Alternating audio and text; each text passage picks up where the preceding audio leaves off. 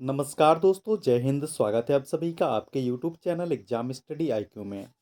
दोस्तों, आज हमने लिया है जीके के महत्वपूर्ण प्रश्न जो किसी भी गवर्नमेंट एग्जाम के लिए इम्पोर्टेंट है।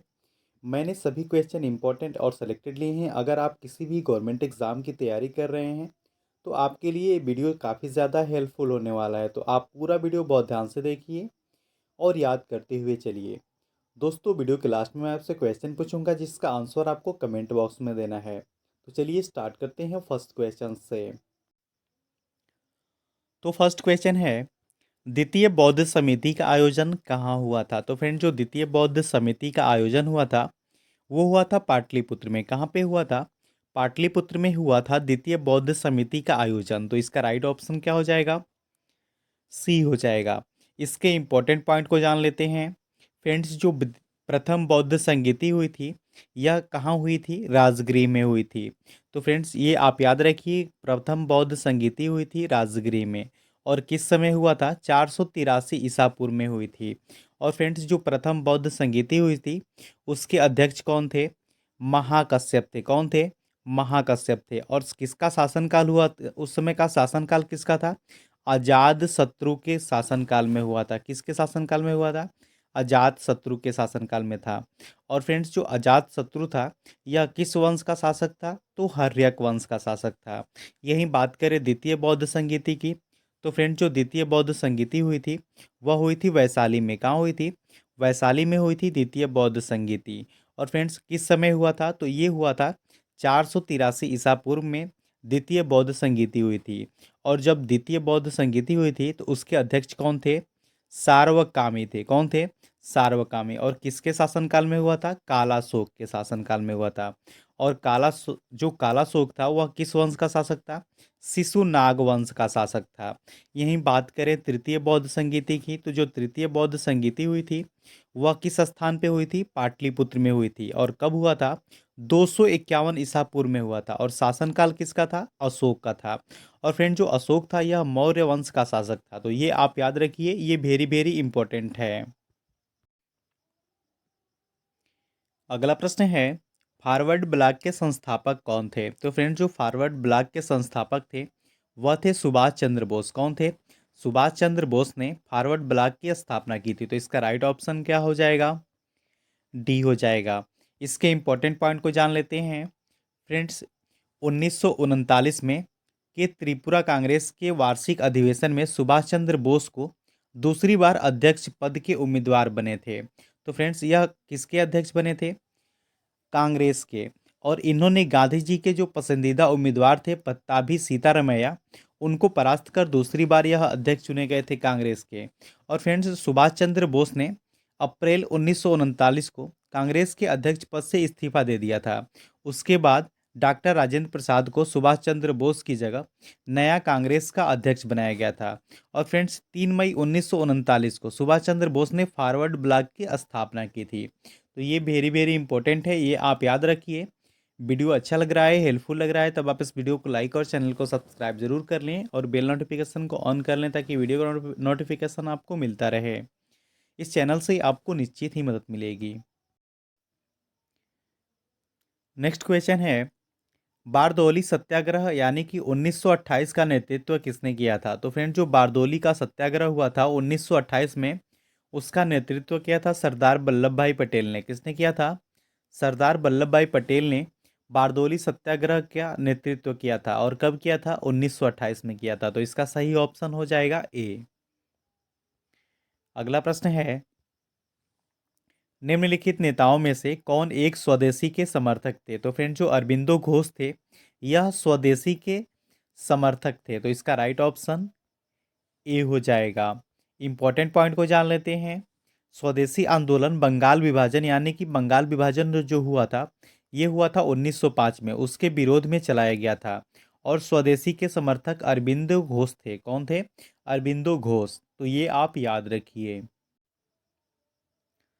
नेक्स्ट क्वेश्चन है, जम्मू श्रीनगर राजमार्ग पर जवाहर सुरंग संबंधित है। तो फ्रेंड, जो जम्मू श्रीनगर राजमार्ग पर जवाहर सुरंग है वह किससे संबंधित है? पीर पंजाल श्रेणी से। किससे है? पीर पंजाल श्रेणी से संबंधित है जवाहर सुरंग। तो इसका राइट ऑप्शन क्या हो जाएगा? ए हो जाएगा। इंपॉर्टेंट पॉइंट को जान लेते हैं।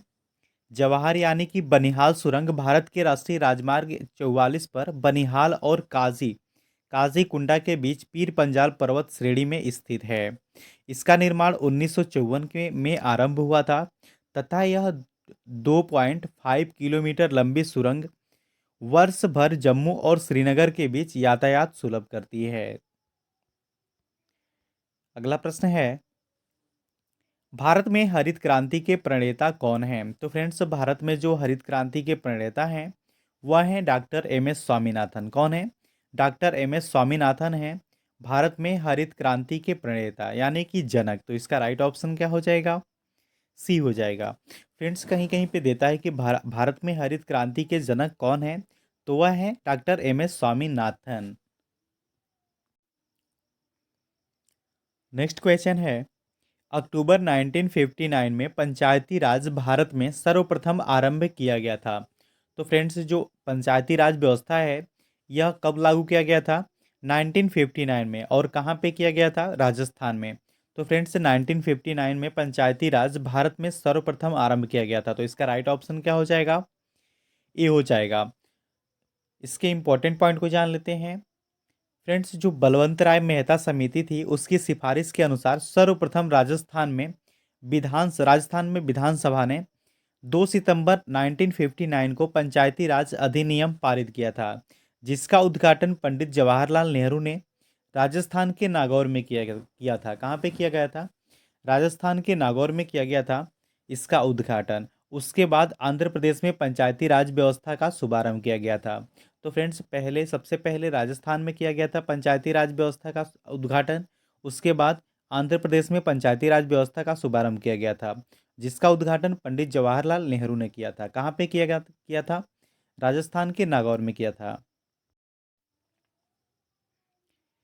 अगला प्रश्न है, भारत के संविधान में उद्देशिका का विचार कहाँ से लिया गया है? तो फ्रेंड, जो भारत का संविधान है उसमें उद्देशिका का जो विचार लिया गया है यह यूएसए के संविधान से लिया गया है। कहाँ से लिया गया है? यूएसए के संविधान से लिया गया है उद्देशिका का विचार। तो इसका राइट ऑप्शन क्या हो जाएगा? डी हो जाएगा। अगला प्रश्न है, थायमिन है। तो फ्रेंड्स, थायमिन किसका रासायनिक नाम है?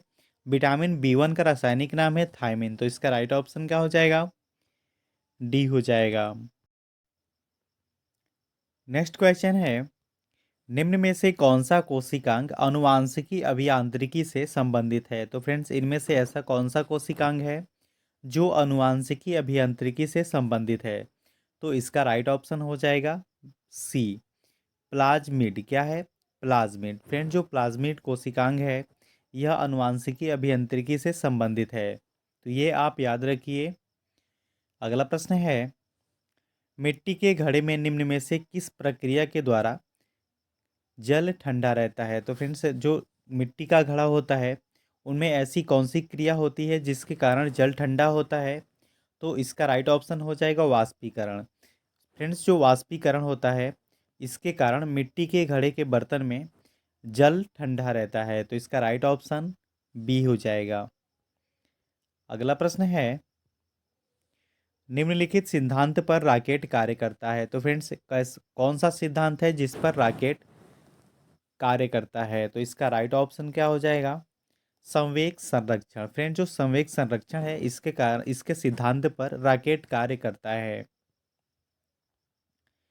अगला प्रश्न है, गीत गोविंद पुस्तक के लेखक कौन है? तो फ्रेंड्स, जो गीत गोविंद पुस्तक है उसके लेखक कौन है? उसके लेखक हैं जयदेव। कौन है?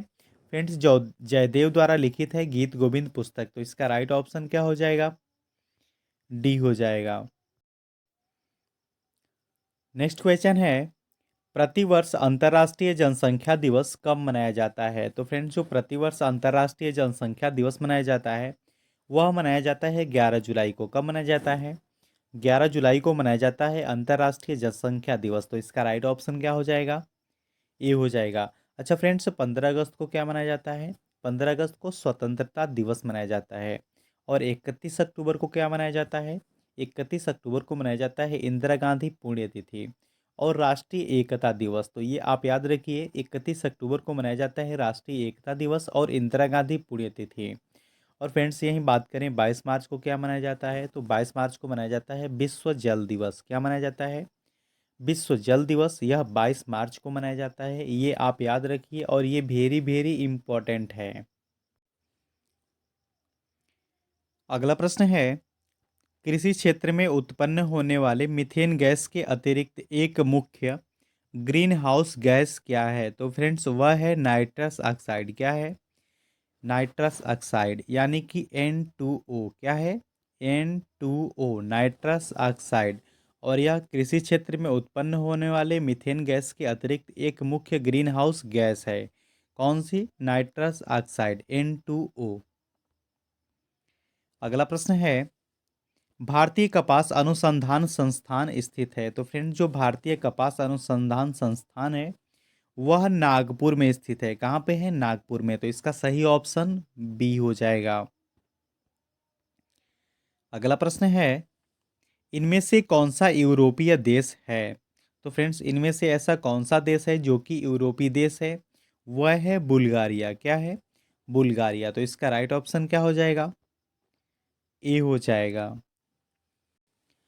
फ्रेंड्स आपको बता दें कि जो बुल्गारिया देश है इसकी जो यह एक यूरोपीय देश है। इसकी राजधानी क्या है? सोफिया। फ्रेंड्स जो बुल्गारिया देश है इसकी राजधानी है सोफिया। जबकि जो सूडान है, बेनिन है तथा घाना है यह अफ्रीका महाद्वीप का देश है। कहाँ का है? यह तीनों अफ्रीकी महाद्वीप के देश हैं। बाकी जो बुल्गारिया देश है यह यूरोप का है। कहाँ पे है? यूरोप में पड़ता है बुल्गारिया देश। और फ्रेंड्स इसकी राजधानी सोफिया है। अब आज का सवाल है आपके लिए, राज्यसभा के पदेन अध्यक्ष होते हैं। तो फ्रेंड्स जो राज्यसभा के पदेन अध्यक्ष कौन होते हैं? इसका राइट ऑप्शन क्या हो जाएगा? आप कमेंट बॉक्स में बताएं। और फ्रेंड्स वीडियो अच्छा लगे, हेल्पफुल लगे तब आप इस वीडियो को लाइक और चैनल को सब्सक्राइब जरूर कर लें और बेल नोटिफिकेशन को ऑन कर लें ताकि वीडियो का नोटिफिकेशन आपको मिलता रहे। इस चैनल से आपको निश्चित ही मदद मिलेगी। Thanks for watching.